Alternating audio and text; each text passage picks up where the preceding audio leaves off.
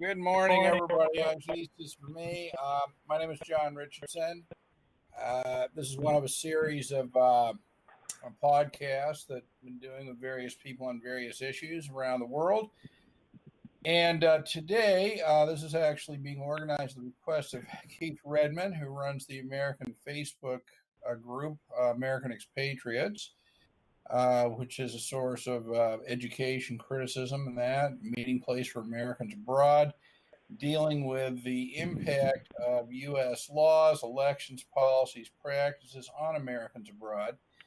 Today, we're having a discussion which will largely revolve around the recent Elizabeth Warren suggestions for how to fund U.S. healthcare, the universal Medicare, generally, and specifically the language, the proposal that deals with closing the tax gap, FATCA, by inference, Americans abroad, and all that interesting stuff. So if I could begin by asking those who are on the call to introduce themselves and tell us as much about yourself as you feel comfortable with or would like to.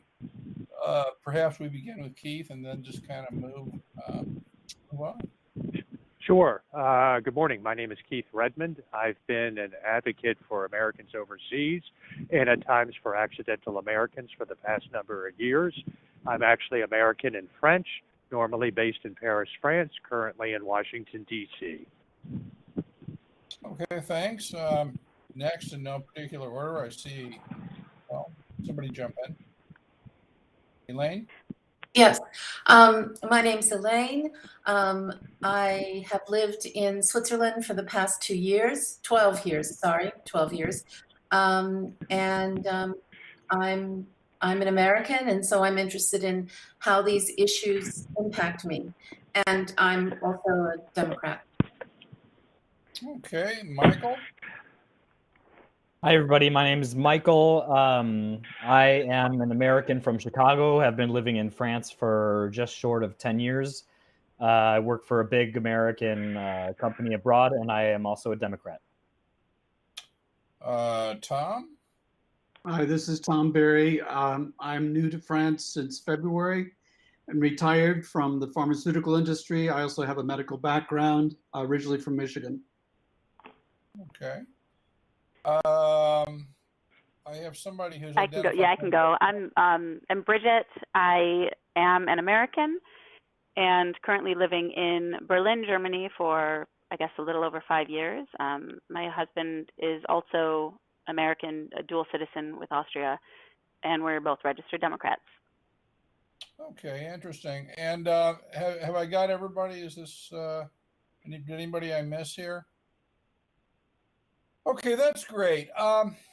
So just to set the record straight, I think to help reinforce what we are talking about and what we're not talking about, would everybody on this call sort of agree that the United States desperately needs healthcare reform?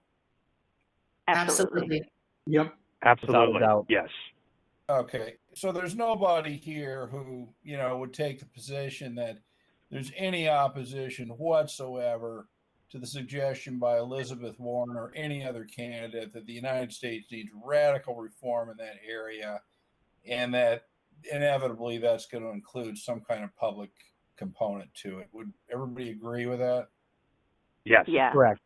Yes. Okay. And, of course, it's hard to make changes legislatively, as we all know. And, for some years, the United States has had this sort of, pay-as-you-go rule where, if you suggest new legislation, there has to be some, corresponding suggestion for how to actually pay for it. And, the Elizabeth, which actually, in my view, essentially turns all U.S. legislation into tax legislation. Which the Supreme Court actually recognized, I think, in the challenge to the Obamacare stuff, right?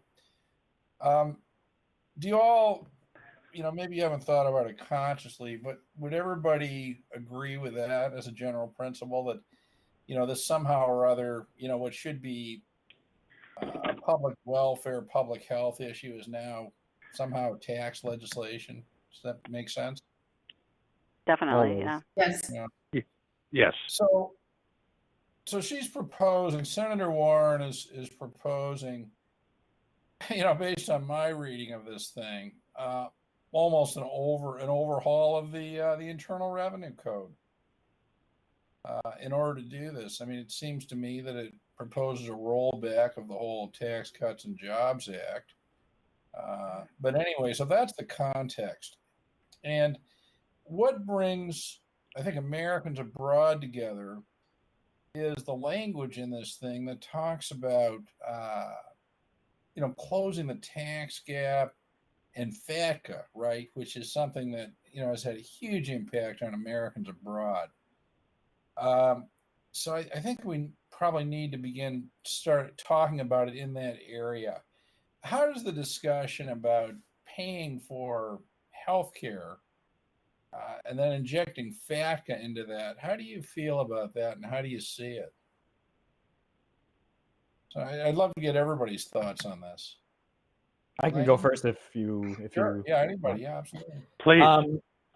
For me, to me, it's just two completely disassociated issues, at least in my mind, as a lifelong and fairly serious Democrat.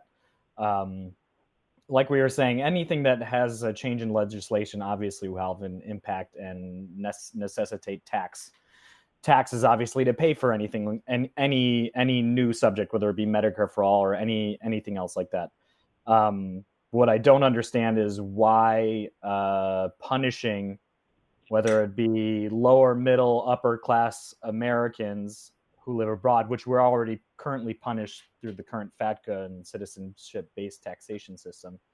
I'm pretty sure there are a lot of other ways to pay for those policies that don't involve punishing middle class Americans abroad, and I'm pretty sure that really must be 0.001% of any of the money that would be needed to pay for that type of policy. So for me, using FATCA is just an easy way to say, okay, well, we'll get money from these Americans abroad, but that won't even pay for less than 1% of the whole package, in my personal view.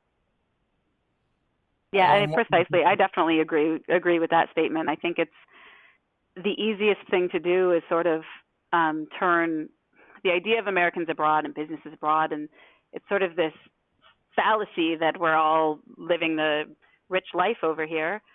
Most of us are just normal families surviving, and it seems sort of like an easy way out to lay that responsibility at our feet and say, oh, we'll get the money here, because obviously it doesn't, homelanders aren't necessarily thinking about our existence over here.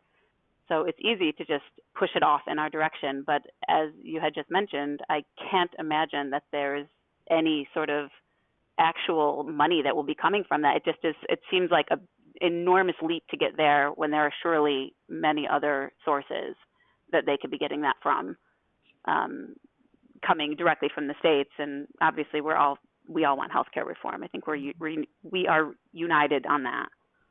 Just right. Seems like a stretch. No, that's kind of interesting. A couple of questions are raised in my mind by these comments.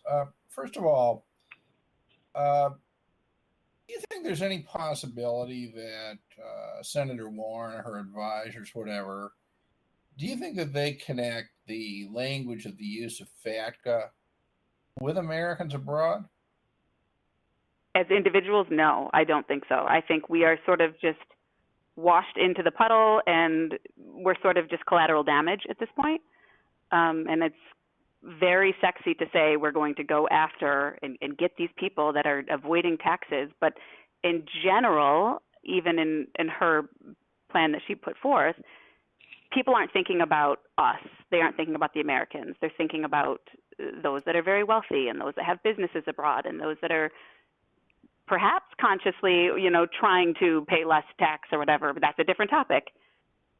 I don't feel it's intentional. And, generally when I tell people here in Europe about it, they're quite flabbergasted by the situation and find it quite shocking. I personally believe, and I agree with the last person who was just speaking to a certain point, I think, in my opinion, and I do believe that Elizabeth Warren and her staff, if you will, are very well aware of the damage and discrimination that's being done to average Americans overseas, because Lord knows a number of her constituents have reached out to her over the years. So it would be very surprising that she is not aware of it. My personal feeling is that, and I'm one who believes in universal coverage in the United States. However, I think that she's promulgating this myth and this unusual American phenomena when it comes to Americans living outside the United States, that all of us are some type of rich fat cat tax cheats or doing something nefarious with our monies where we live, and that she's focusing on using that narrative, if you will, to add more money to pay for Medicare for all. That's my opinion. I think essentially we're kind of like low-hanging fruit, in a sense that there's not a lot there. What, 9 million, 6 million of which are voting age, and many people don't even vote. So it's an easy kind of, and I don't mean this to sound malicious, but it's just an easy group to not intentionally vilify, but make us look like fat cats who aren't doing our fair share for America. And, so I mean, it's an easy frame to apply to expatriate Americans, who most of whom are just like middle-class folks. Just, it's just that we ended up with jobs abroad or lives abroad. It's not. Fell in love with somebody abroad. Yeah, exactly. Yeah, well, yeah. See that, all of that. And so I think that I think that it's convenient because it's easy to point at expatriates, and I think it buys her. I think it buys her a lot of. I don't know, goodwill among people who might vote for her, who don't really understand the situation. I mean, do you think it's, I'm not, I mean, is it that Americans abroad are low-hanging fruit, an easy group to target, or is it really just a lack of awareness of Americans abroad? Well, because they're not aware, that makes us low-hanging fruit. Because people are kind of clueless. But targets? But well, it makes us an easy. I'm not trying to sound like a victim or anything, but you don't know a lot about something, and so I think point at them. Okay, that's okay, but I'm interested in trying to tease out some thoughts here on what, if anything, is actually going on in their heads. Is it malicious? Is it a complete lack of awareness? Honestly, I feel certainly everybody working within politics and on the ground doing this day in and day out, they are aware, but quite frankly, we're a very low priority. Our complaints, we are not within the borders. We are overseas. It's especially hard to have our voices heard. And your average homelander maybe is not as aware. It's a complicated topic, even for those of us abroad. Yes. But it's this thing where those that do know, are they strong enough and willing to really rock the boat and go against it? And, have their voice heard? It's sort of, we're out of sight, out of mind. It's hard for us to really raise a giant stink when we're abroad. Yeah. So we're left in this predicament of what do we do? And we all have hard choices to make. And for me personally, that's where I feel a little resentful, because I feel as though I shouldn't have to choose. I shouldn't have to choose between my country and my finances and my family that's within two different countries. It's my right to live where I want to live and have a business where I live. And those are my choices as an American. And not be punished for it. Correct. Yeah. Although I recognize that this is not a call about the renunciation issue, could I ask everybody, are you considering renunciation over this and related issues?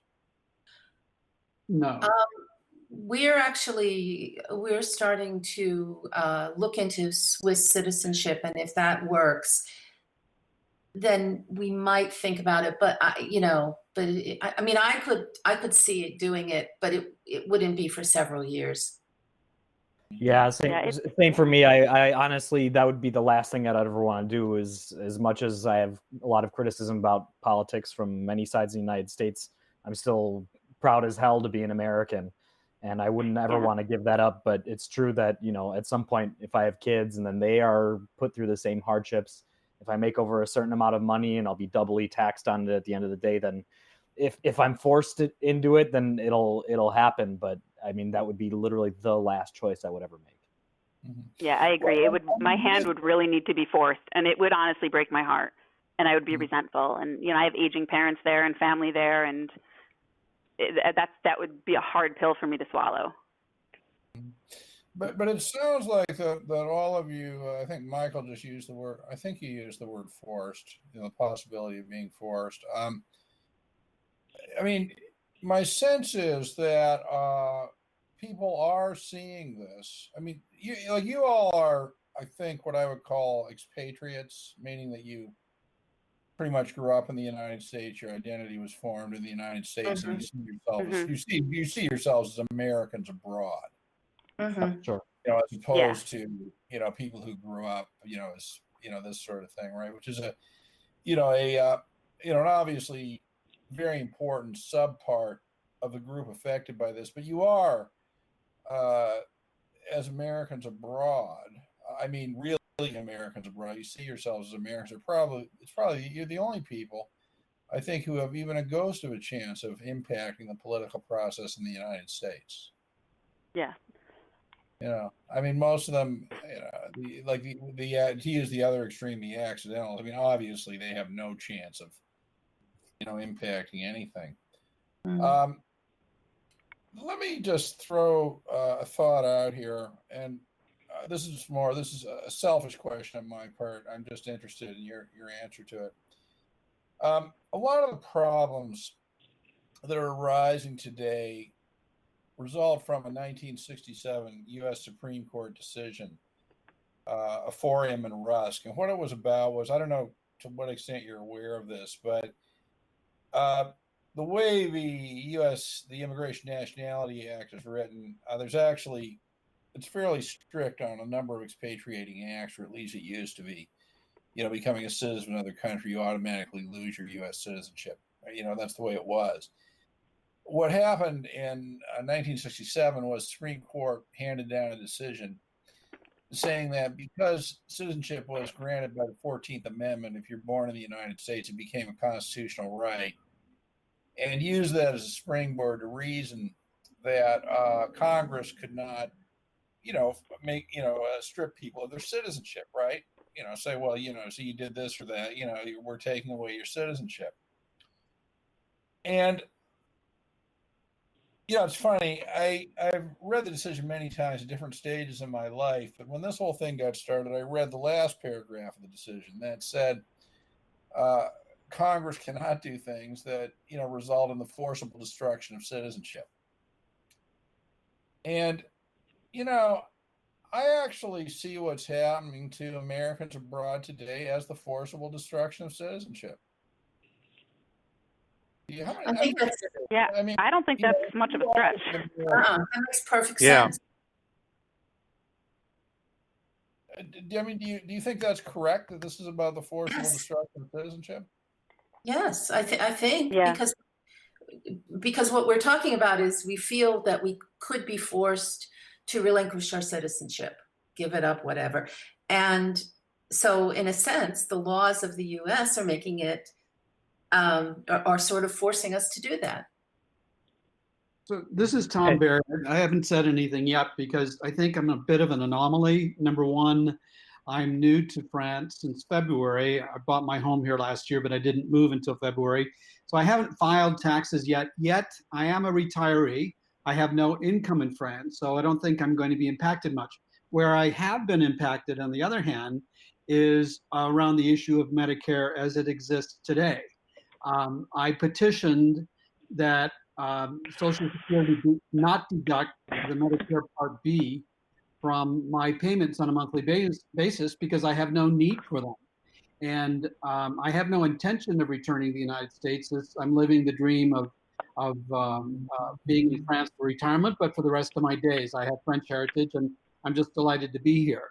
I don't intend to go back, but what I was told was that if I did, that I would have to pay a 10% penalty per year for Medicare based on the number of years that I was away and didn't pay for it. So there is a punitive action that is going to impact me should that ever happen. Tom, I have not heard That's an interesting point.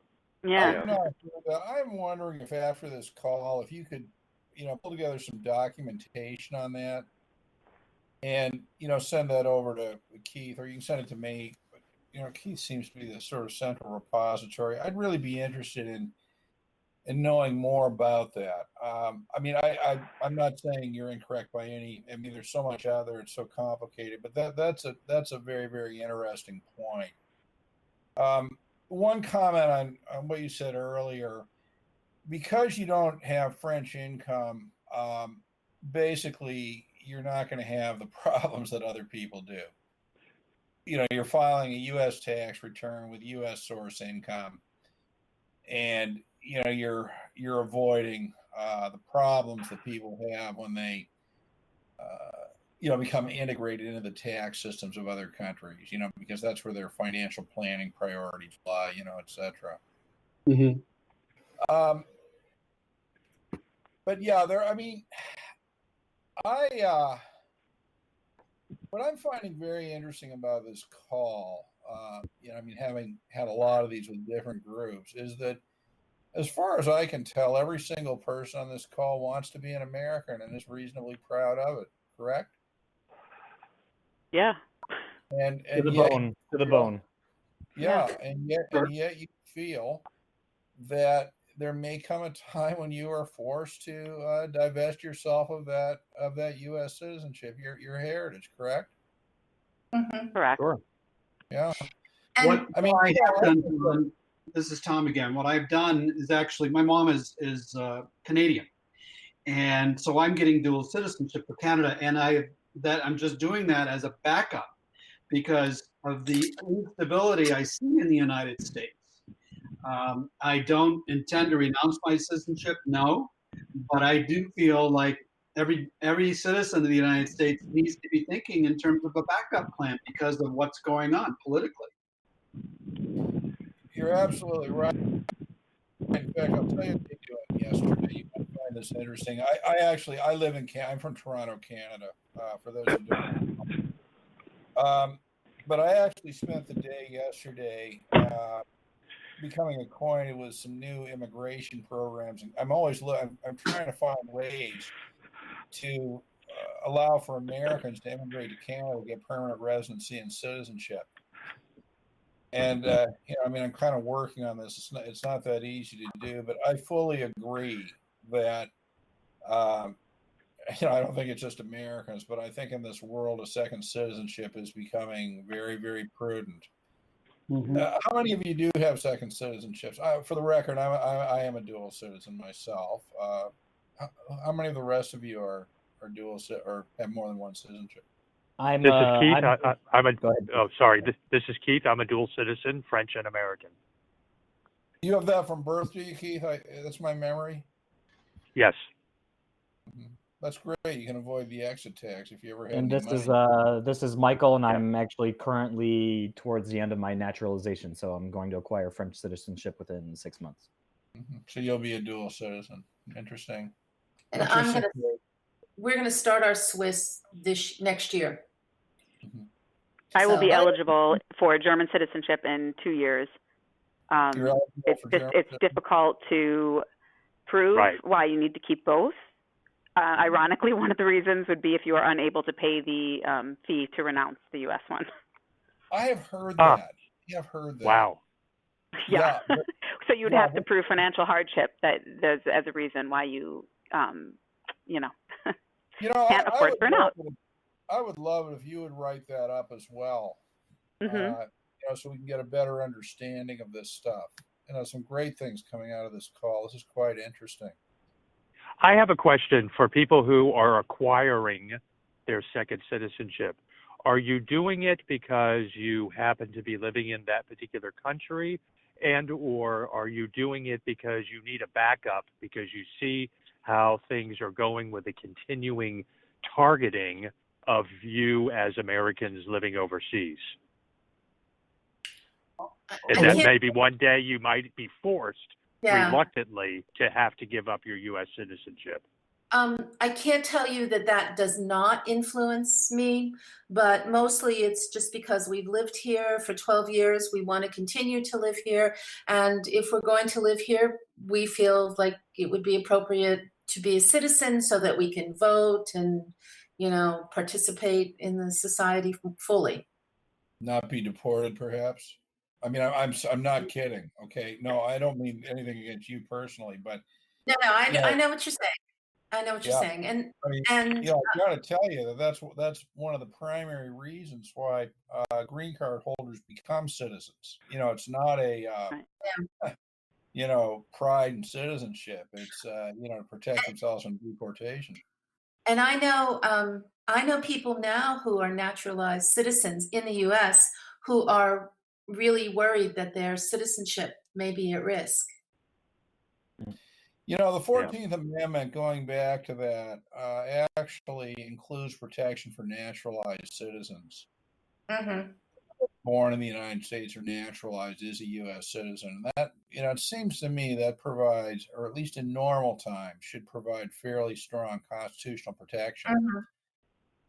But yeah, no, I was just gonna say for me, it's pretty much the same as Elaine. It's also just because I live here and I'm married here, so I want to get the citizenship. But also, you know, if I'm forced financially at some point, you know, I'm here on a work visa, and if financially it becomes too hard, you know, and if I want to stay here, if my kids are born French and American and I want to stay over here, yeah, I'll need that second citizenship in order to stay, in order to get rid of my if I have to get rid of my American one, if I have to renounce, you know, you have to have a second citizenship. You can't become a citizen of no country afterwards. Right.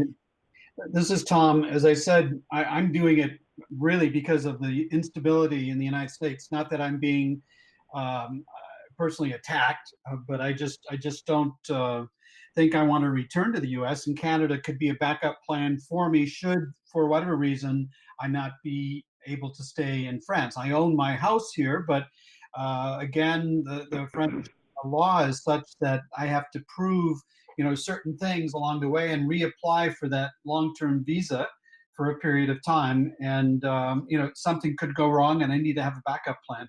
But it's also a political statement for me. Getting this Canadian citizenship is saying that, you know, I'm not really happy as an American with the way things are going.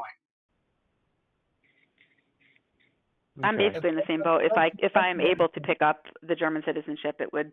You know, both of my children have German citizenship, and my husband has dual EU-U.S. citizenship. So I'm sort of the odd man out. And if I would, in some miracle, be able to keep both, that would be the ideal. But I think at this point we really need a backup, just so that we can sort of plan for our future and, you know, have the right to stay here and feel like we can do all of the things that we would like to do with our life and careers and all of that. would any of you imagined, say you were to go back 10 years ago, that you would be having this conversation today? No way. I definitely didn't. No. Never. No. Never. Not at all.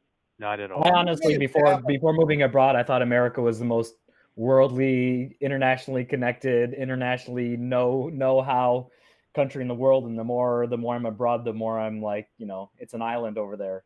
I talk to whether they be French or German Europeans about citizenship-based taxation, and it completely shocks them. And then I talk to even some of my best friends who are Democrats or Republicans back home, and they don't really seem to care a whole lot about it. So yeah, I think it's a mentality thing at the end of the day.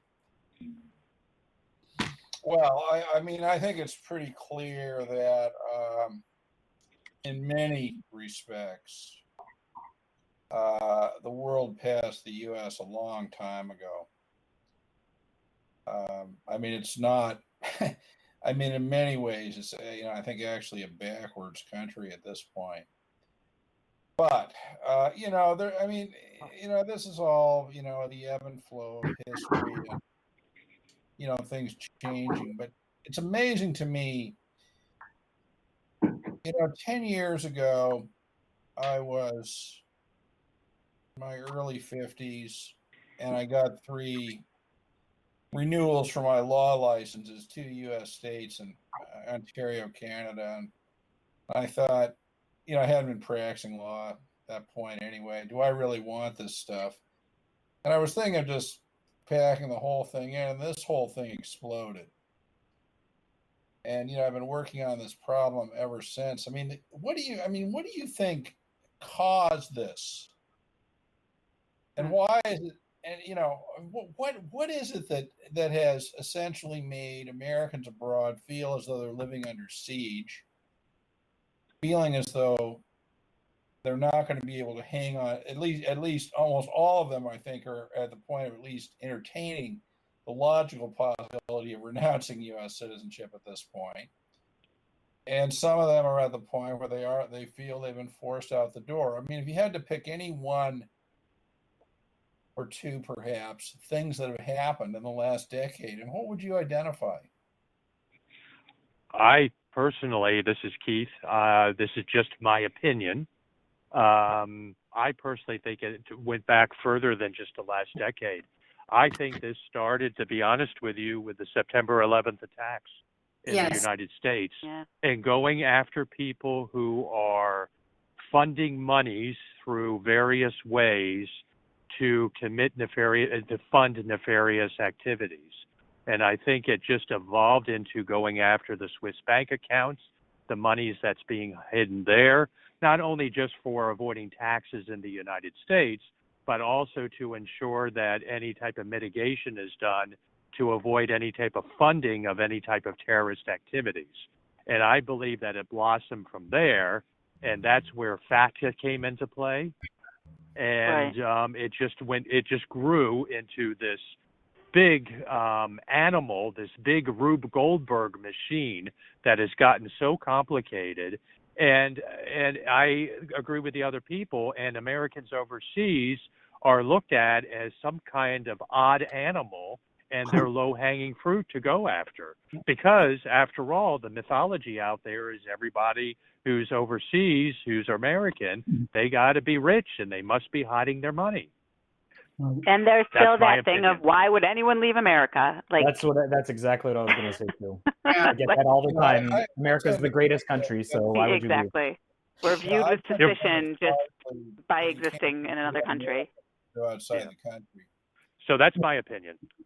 Yeah. I don't know if all of you saw my comment in the dialogue on Facebook on this topic, but I was in Detroit for my 50th high school reunion, and one of my classmates challenged me, saying that I didn't deserve to have political opinions anymore because I had abandoned my country by moving to France. Love it or leave it, they say. That's the perception, yeah.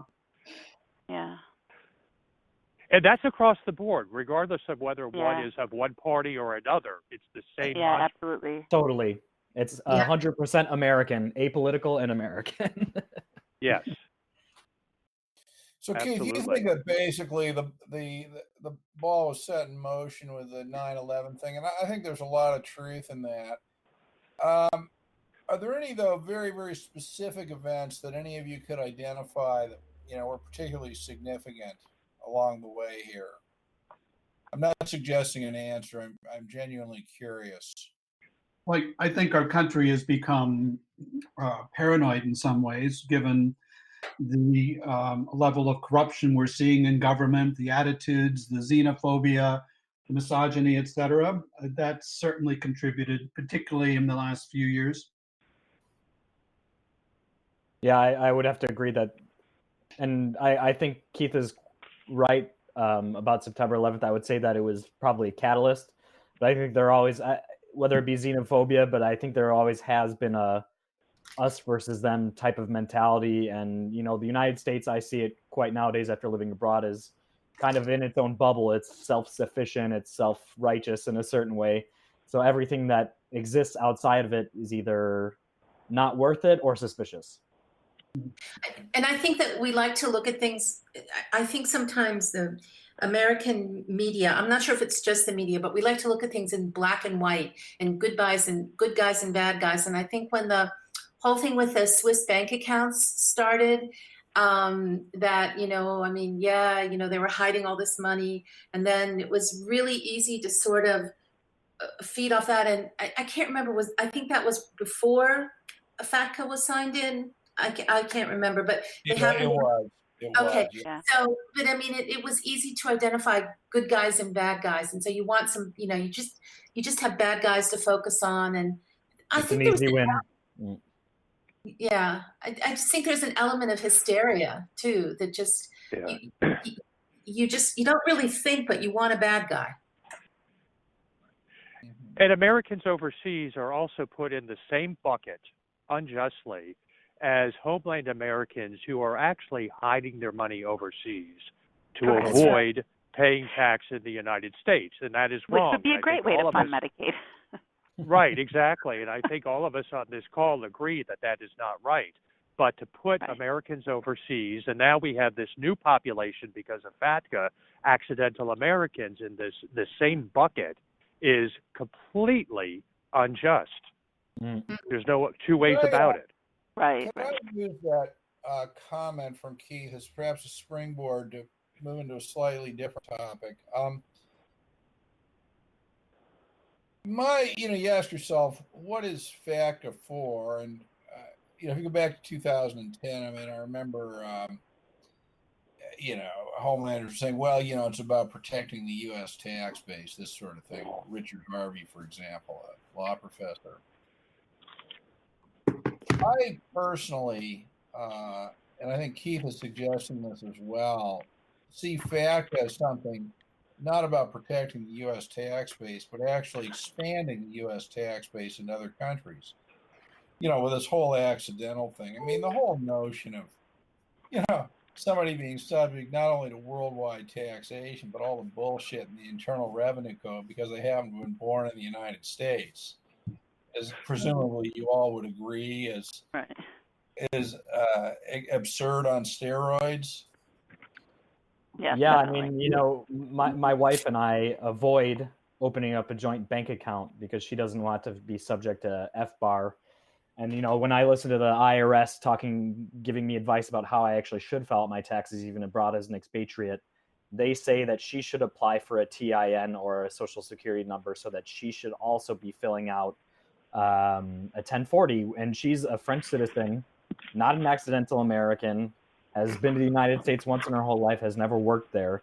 And so the way she looks at it, and I have to quite agree, is that she looks at it pretty much as a criminal racket that, if she's going to be subject to U.S. taxes on money earned in France at a French company, paying French taxes, how does the American IRS have the right to take any money from her? Or even know about the money? Even ask, why should they know? Exactly. So I consider it as extraterritorial racket. Michael, I assume she married you before this topic became front and center. No, actually, we married each other. But honestly, moving abroad is, for many American governmental policies, I never knew about it really until my banker said, "Hey, you're an American. I need your social security number, and hey, you need to fill out this W-2 or this 1040 or whatever." Yeah. So I was completely naive and ignorant about it until we realized, and then we said, "Okay, we're never opening up an account together."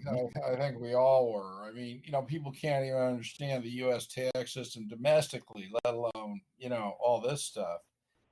But you do. Okay, I'm just kind of curious on this. Do you agree? And I'm not suggesting you have to. Do you agree with my thought that the effect of FATCA is actually to create more U.S. taxpayers? I think that's part of it. Yeah. And also maybe through the fines, right? If an institution doesn't give out information, they can be fined. And right.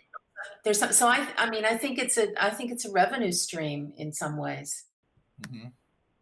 But that's exactly what will cause more of us to be, victimized by this. And our banking institutions and our mortgages and whatever we hold are literally directly at risk here. And that's a huge concern. I mean, living in most countries in Europe, everything's direct deposit. It's not, you need a bank account. You can't exist without a bank account. You can't get your paycheck without a bank account. And speaking for the retirees, I'm sorry, this is Tom again. Speaking for the retirees who live in France and the Facebook group that I belong to for that population, we hear consistently people are being denied the opportunity to open a bank account because of FATCA. The banks don't want to deal with it. Well, you can't blame them, can you? Especially when they have the threat of the 30% withholding penalty and the compliance cost of doing so over their head. Allow me, if you will, I'd like to extend, this is, something I'd mentioned to Keith. So far, what FATCA has done in part has, gotten a lot of people to enter the U.S. tax system, with very little connection to the United States that would appear to justify worldwide taxation, which is what I mean by creating, expanding the U.S. tax base, creating taxpayers. Now, if we go back to the Senator Warren thing, which is largely about wealth taxes. And, of course, the diversionary tactic is, this is only going to apply to people with, I can't, what she saw, 50 million plus or something. But I'll tell you something interesting. Anybody who's renouncing U.S. citizenship worries about the effect of the exit tax. And when the exit tax was passed in 2008, Teddy Kennedy, bless his little heart, called it the billionaire's tax. In fact, it's not a billionaire's tax. In fact, it's a tax whose primary impact is on Americans abroad, specifically to effectively confiscate pensions earned abroad, et cetera. That's what it really is. So I don't buy for a minute that if there is to be a wealth tax, that although it may, when it's rolled out for the first week or so, apply to 50 million plus, it's pretty clear that it will start applying, to more and more people. But by extension, if the effect of FATCA is to create taxpayers in other countries under a system of citizenship taxation, then doesn't that mean that a wealth tax, if rolled out in the context of FATCA enforcement, will actually operate to confiscate the assets, the wealth of people who are in other countries? Is that what it really means? In the context of FATCA, absolutely. I mean, for Keith or Tom, who are also in France, they know that, politics are changing here as well, but a wealth tax exists in France. But French citizens living abroad are not subject to it or subject to to citizenship-based taxation. So I think we can disconnect the issues quite easily, except for us as Americans, Mm-hmm. Well, it's a high price you pay for American citizenship. I guess to whom much is given, much is expected, right? I don't feel like a whole lot is given. I don't know about you guys, but Right. Well, why don't we talk about that topic for a minute? What are the benefits of American citizenship anyway? Wait a minute. What are the benefits of American citizenship in general, or what are the benefits of American citizenship living overseas? No, okay. I think both. Either way, but why don't we start with what are the benefits of American citizenship? My husband is a naturalized American, and he values his citizenship.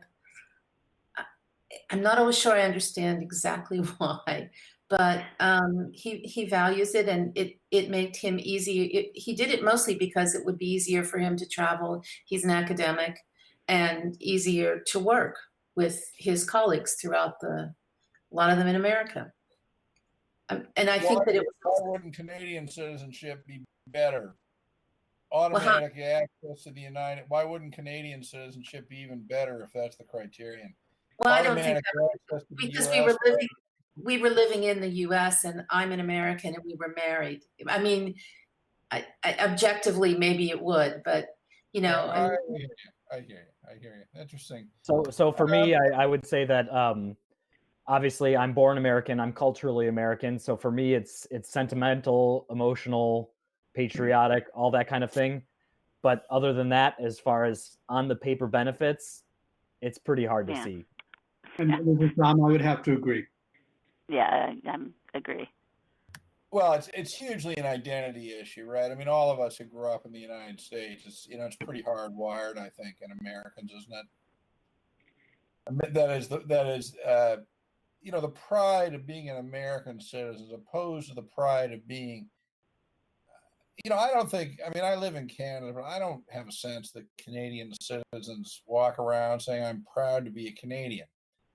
I mean, I think they're happy to be a Canadian, right? But I mean, I don't think they walk around thumping their chests, "I'm proud to be a Canadian," right? No, it's probably a different type of pride, because Americans tend to be more extroverted when it comes to their prideness, or their pride being an American. I know from being, French, and also knowing the French culture, French people they're proud of being French, but it's more in a more of a covert, more reserved fashion. Mm-hmm. It's just different the way it's expressed. Right. I'm more like a Canadian, I think. Sorry? I mean, I'm happy that I'm American. I'm happy that I was born here in America. But, and I guess it's my identity, but I'm also sort of, it was luck of the draw. Yeah, you're born where you're born. Yeah. Right. Well, that is an interesting point. I think there are very few people who, in fact, I've never met anybody who actually chose where he or she was born. No, I can honestly say I've never had that conversation. No. And that's, yes, of course, that's right. But, so I think some of us are more tied into the patriotism, yay kind of thing than others. Do Yes. you think that Bruce Springsteen's song "Born in the USA"? Do you think he's really singing the praises of citizenship taxation? When you actually look at the lyrics, it's pretty critical, So. Yeah, I don't think it's a favorite song for accidental Americans. No. Yeah. There are Chinese who have pregnant women have come over just to have their babies in the United States to get citizenship, and I would wonder if those numbers are dwindling given current events, because again, we're talking about what's the value being an American anymore, and I think we're hard pressed to come up with a good answer. I do have to temper that just by saying, though, that most of us are talking about this from a European perspective, living in the European Union or in Switzerland, where we can exactly. I feel very taken care of. Yeah. So I mean, maybe if you're from the Philippines or China or Africa, it could be still a better situation in the United States, as crazy as that sounds, but. Oh, there's no doubt about that. And this is something that I remind, everybody I work with. I mean, I fundamentally have an expatriation lawyer is what I do. Get green card holders and citizens who have problems out. But, I mean, I do remind them that, that if they're a citizen of Canada or some, first world European democracy, it's a lot easier to make the decision that, clearly U.S. citizenship has a lot of value for people in certain parts of the world. Of course, any first citizenship in a first world democracy would, but it's very much a relative kind of thing. I am reminded by a friend of mine who's from Croatia and has been living in the United States for probably 50 years, and she's told me that what is so important to her about being an American is the freedom of speech. Well, this is a country, that banned disobedience from the school system, right? You're aware of this? At least in certain states. It's funny. What do you mean by freedom of speech? Well, it means that you're not going to be arrested for voicing your opinions. I think that's what she means, and I think that is good. You're not put into jail. You're not put into jail. Let's not kid ourselves. As difficult as things are, there's a lot of good things about the United States. Yeah, absolutely. Absolutely. I'm sorry, it's 5:45 here, and I've got to leave. So I'm going to have to sign off the call. Okay. Well, thank you for coming Okay. on the call. Thank you so much. I really appreciate it. I have to see if I can. Oh, bye. No. Okay, take care. Bye-bye. I have a And this question. is another commitment in 15 minutes, so just so you know. Yeah. Yeah. Okay. Let's I get back to the whole issue of the Elizabeth Warren stuff then.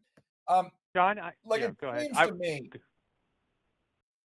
seems to me that this whole thing has implications for people who do not live in the United States, whether they're U.S. citizens or not. And I think that there needs to be some strong, educational mission here. I actually see this as an opportunity to get the whole issue of U.S. citizenship taxation, which I actually define as imposing worldwide taxation on people who are tax residents of other countries outside the United States, getting into the discussion. And it seems to me that ought to be the mission here, rather than focusing exclusively on, oh my God, this whole FATCA thing is bad for Americans abroad. Why not use this as an opportunity to say, well, what does FATCA really mean? It's a tool to try to enforce citizenship taxation. That's how it really operates. I mean, maybe this is an opportunity to get these people to actually consider this issue, which they haven't up until now. What do you think? Yeah. Mm-hmm. I do, and that's why I wanted to pose a question to the group, bringing it full circle on the heels of the Elizabeth Warren proposal and the strengthening of FATCA, which obviously is going to be have adverse effects on Americans overseas. Do you feel that, globally speaking, the American overseas organizations are doing enough, are doing a good job in getting the word out there on Americans overseas and the adverse effects on when these types of proposals come out, that they speak out against it, not so much speak out, for example, against Medicare for all, but speak out against the strengthening of FATCA and the targeting of Americans overseas. Do you feel that they're doing a good job, or there's a lot of room for improvement? I'm kind of curious. So I definitely consider myself a Democrat, but just because of the whole issue, I do follow as well Republicans and Democrats abroad. And to be honest, I feel like maybe a little bit more on the Republican side, but I really feel like, to be honest, it's more individuals like you, Keith, or Fabien with the accidental Americans in France. I really feel it's more individuals that are impacted by it that are a lot more implicated and are actually the ones fighting against it, especially Democrats, but as well as Republicans abroad. I feel like there's an eerie silence, and that it's really not a big priority for them, to be honest. Do you feel that, as an American overseas, that these issues need to be at the forefront with all of the American overseas organizations before other issues? Totally. I mean, yes. I can't understand why we're not divided, or why we're not unified on this. It sort of blows my mind that this is something that has become a partisan issue, if that makes sense. Yeah. That's a good question. Yes. Why are people not unified on? I mean, it blows my mind too. It really does. Why are people? And it blows my mind. Why are they not? Yeah. I think us Americans living abroad as individuals, we are united on it. I think it's the Democrat and the Republican parties and the Democrat and Republican organizations of Americans abroad, that for them it's just either not a priority, or that for them they just brush it aside because they're towing the line of the party. Yeah. So I think as individuals, party lines are incredibly totally clearly drawn right now, and people are afraid to even.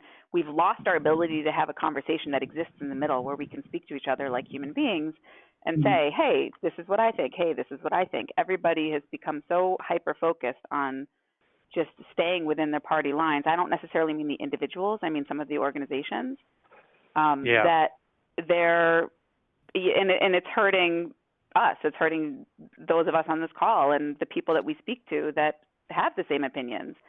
And no, I agree wholeheartedly, and I use myself as an example. I'm more along the lines from a philosophical standpoint with Democrats, okay, generally speaking. However, I work with Republicans overseas, and they know my views, but I work with them on trying to push these American overseas issues and getting it at the forefront. And I make no bones about it. I'm proud to work with them on this. Right. And it's just the way it is. It's not, we have to not be so black and white on this situation. We do have to come together. Right. Yesterday, did you all see Democrats Abroad interview of Senator Sanders? Did you all see that? No, actually, I just No, saw I haven't seen that yet. Buttigieg. Yeah. So Democrats Abroad, and this is good, is doing interviews of those seeking to be the nominee. They asked the same questions to all candidates that they should. They asked a question about FATCA. They also asked a question about citizenship taxation. But what I found interesting was the way they asked the question is not whether citizenship taxation is bad, not whether it's time to move to residence-based taxation, but they prefaced the question with assuming that it was revenue neutral. Okay, should the United States move to residence-based taxation? I think that is entirely wrong to ask the question that way. I think the question should be, hey, this is a great injustice, a moral wrong. Not only is inflicting damage on people who identify as Americans, but it's hurting people who don't, in other countries who have nothing but a place of birth. Isn't it time to change this and, get rid of this unfairness? Isn't that the question that should be asked? Absolutely. From my perspective, absolutely. And it's pretty disappointing because even in the responses, so I only saw the one with Pete Buttigieg, who I think is fairly center left, fairly capitalist. He's not any of that stuff. And the way the question is framed, it actually leaves it open to him or to any of the candidates to kind of just sneak out of it. So the way he responded was saying, if it's revenue neutral, we can come up with some other kind of parallel system to make it easier for Americans abroad. Right. But in no way did they bring the idea or even frame the idea of getting rid of FATCA or citizenship-based taxation. Yeah, I think that's a huge problem. In that way, although I certainly, basically my view is that you work with everybody, regardless of who they are, who's on your side on this particular issue. But I really wonder if somebody shouldn't reach out to Democrats abroad and get them to change that question, because it really it really opens the door to no meaningful answer. I think. So you saw with Mayor Pete, which was a totally meaningless, ridiculous answer. Right. And I don't know how others feel here about it, but actually I have more success writing to my local representatives, my congresswoman and my senator in Illinois. I have more success getting answers out of them, even if there's no solution, and actually more sympathy from them than whenever I discussed with Democrats abroad. In the case of Democrats abroad, they say, we're on it. We always are defending Americans' interests abroad and blah, blah, blah, but nothing behind it. Whereas, do you believe that? No, I don't at all. Whereas, to be honest, and even my senator from Illinois, Dick Durbin, his answer was actually totally honest, and I actually appreciated that, where he said, it's really complicated. Nobody's really getting behind it. I've had this issue from Chicagoans and Illinoisans for many years, and I push for it in the meetings and the committees, but there's no political will. He said, at least that was an honest answer, whereas Democrats abroad said, we're defending and we're pushing for it, but then you see the interview with the candidates and they don't even push the question, which is the main question.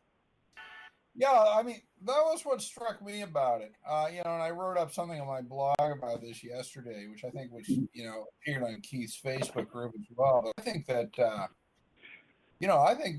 arguably they are working against the conditions that are needed for change by asking a question in that way. Although I would say this, that I did not interpret Senator Sanders' answer, and I'm the antithesis of a far left Democrat, believe me, okay? But I did not, so I'm not promoting him per se, but whatever, okay? But I just want to make the point that I did not interpret his answer to be premised on the assumption that it'd be revenue neutral. Yeah, I understand that was the question. I don't think that was the way he answered it, though.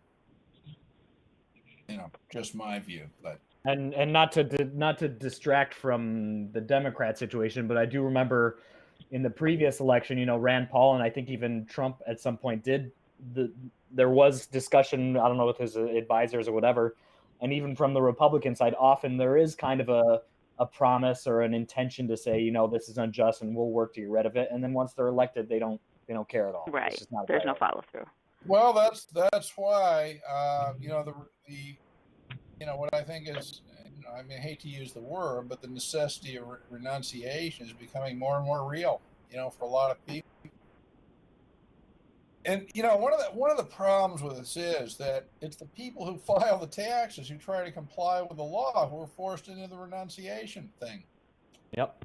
It's the ones who, I have no idea what the actual numbers are. I suspect nobody really knows, but I think that it is apparent that a significant percentage of people who are deemed American citizens outside the United States don't file U.S. taxes. I think that's pretty clear.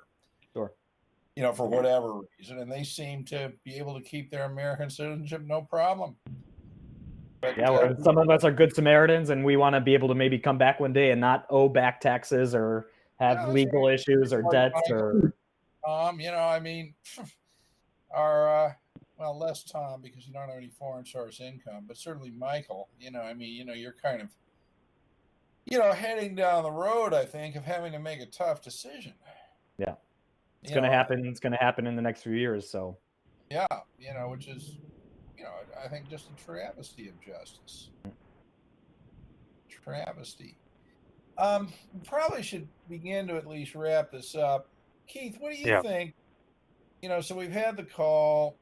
What do we do with the call? Sort of thing. How do we turn it into a useful tool? Okay, getting the kind of change we need. Well, I think it's important. It's a question of changing, the behaviors and attitudes of Americans overseas as a population in general to really put the focus and put the priority on themselves. Because if they don't, nobody else is going to do that, whether that be individually, as one of the gentlemen said, whether it be through me, through Fabien. Obviously, he's in a different bucket with the accidental Americans, but at the end of the day, the objective is still the same individually. But also, and I'll be quite frank, we need to push back on these American overseas organizations to get out there and get at the forefront when we have politicians out there, whether they be candidates or not, who are putting these proposals together where we know darn well it's going to hurt Americans overseas and accidental Americans even further. Our voices have got to be stronger. We have to put ourselves as a priority. That's the bottom line. I don't know how everybody else agrees about that. I totally agree with you, but no, I agree with you 100% actually. But I do have to say that I'm starting to do more and more lobbying of my local Congress. That's excellent.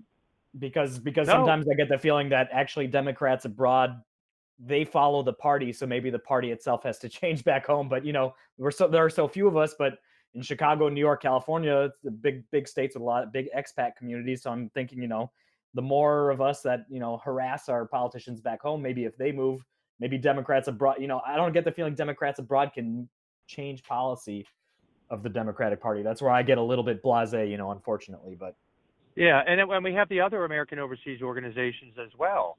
That we have to stop being in a supplicant position. Mm-hmm. That's the bottom line. Yeah. That's my view, John. Okay. Other thoughts on this? I definitely agree. I think it's just a matter of, Keith, as you well know, you put your voice out there, and it's like you sort of have to be ready for that battle. And I'm sure that's why a lot of people sort of shy away from that on both sides. Even people working within politics, it's an uphill battle, and it takes a toll on you. But that doesn't mean that we can just go, okay, and just throw our hands up and say we can't do anything. I think you're absolutely right. We have to, of course, I think lobbying and speaking to your local representatives is a great way to sort of go a step back further and go more to the source, if you will. And then, those of us that do belong to those organizations that we feel are not holding up their end of the bargain or not supporting us, we need to sort of find our voice and get pissed and start saying there's more to this topic. And it's, but yeah, a little courage, I suppose. Yeah. Absolutely. And I'll just repeat what I just said before. One thing is that if Americans overseas do not stand up for their rights, no one else will do it. Definitely. Right. Right. And this is Tom. I have another telecon, so I have to sign off. I'm sorry. That is fine. We appreciate your participation. Sure. Take care, everybody. Yeah. I think maybe we can close sort of, with this comment. You want to respond to the way I see it is partly this, that while agreeing with everything everybody is saying, part of the problem with the community of Americans abroad, is that it's very broadly defined. It's got, like everybody on this call considers themselves to be Americans. A lot of people affected don't. Some are sort of in between. Some have businesses, some don't. So there's not, I think, enough commonality. And I think what's required here is this, that for some reason with this group of people, maybe it's human nature in general, but it seems to be more pronounced here, is this notion that if it doesn't affect me personally, it's not really an issue, right? And I think it's important for, I'll call them Americans abroad, broad 10, including everybody, to understand that just because an issue doesn't affect them specifically, say the transition tax or something, they can see it as, oh my God, I'm glad that didn't affect me, but the next thing might, right? I mean, these things should be, the hardships endured by others who may not be experienced by you should be harnessed and interpreted as a